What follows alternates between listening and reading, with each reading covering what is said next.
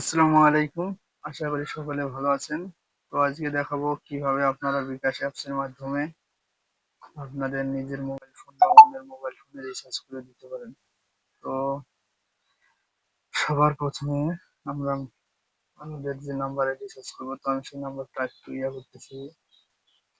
আমার এখানে লেখা আছে, তো আমি এটা কপি করে নিলাম। তো কপি করে নেওয়ার পরে আপনাদের যে কাঙ্ক্ষিত বিকাশ অ্যাপসটা আছে সেখানে চলে যাবেন। যাওয়ার পরে এখানে মোবাইল রিচার্জ অপশনে আপনারা চাপ দিবেন, এই যে এখানে।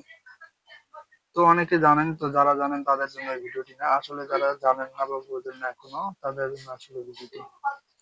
তো এখানে মোবাইল রিচার্জে চাপ দিবেন, দেওয়ার পরে আপনার এখানে আপনার নাম্বারটা দিবেন। তো নাম্বারটা আমি যেহেতু কপি করে রাখছিলাম, তো পেস্ট করে দিলাম। তো দেওয়ার পরে পরবর্তী ধাপে চলে গেলাম। তো এখানে আপনার নাম্বারটা কি, আসলে বিকাশ, নগদ, সরি, বাংলালিংক, গ্রামীণ, এয়ারটেল নাকি রবি।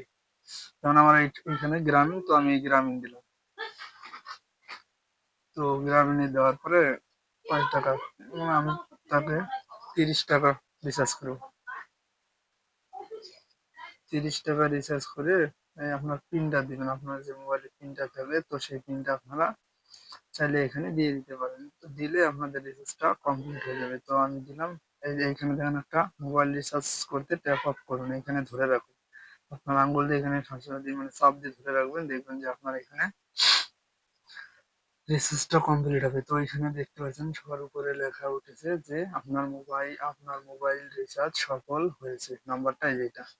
তো সময়টা দেখতে পারতেছেন 9টা 4। তো আমার এখানেও দেখেন 9টা 4 বাজে। তো তারপরে দেখেন তারিখ 12 তারিখ 9 মাস 2025, 30 টাকা ট্রানজাকশন আইডি। তো এইভাবে আপনারা চাইলে যে কোনো নাম্বারে রিচার্জ দিতে পারেন। তো আশা করি বুঝতে পারছেন। সবাইকে ধন্যবাদ। ভিডিওটি ভালো লাগলে পাশে থাকবেন।